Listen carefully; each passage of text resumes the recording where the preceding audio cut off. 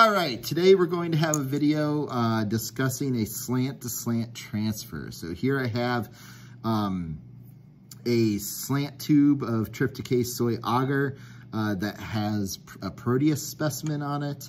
And then I have my brand new trypticase soy agar slants. Now these are pre-made slants. They weren't made by us here in the laboratory. They were purchased. And they have a different top than what you might have seen with our broth videos there.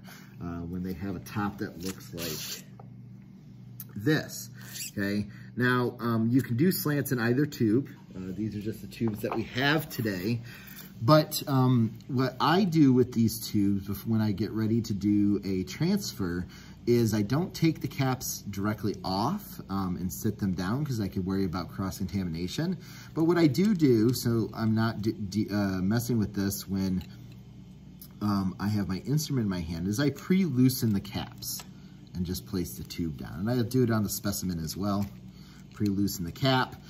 So it's just kind of sitting on top of the tube. Now with this one, we're not going to use a loop, but instead we're going to use a inoculating needle with it. Because we're only going to need to transfer a small portion of the specimen here. Now you might say, why do we use a slant tube over, say, like a plate?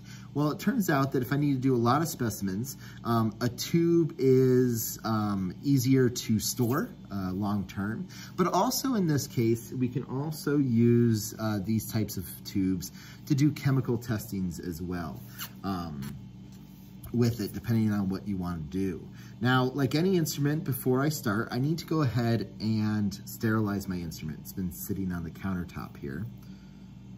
I wait until that instrument is nice and orange, okay, maybe like a 9 or 10 count.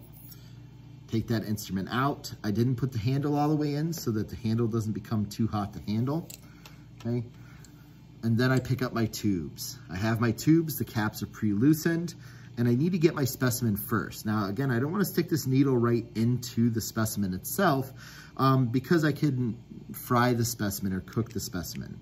What I want to do is allow that needle to touch the glass to transfer heat, then come down and grab a portion of the specimen. Okay. Now, if you could see that in the video, I grab a small portion, I take that out, and then I recap. Okay.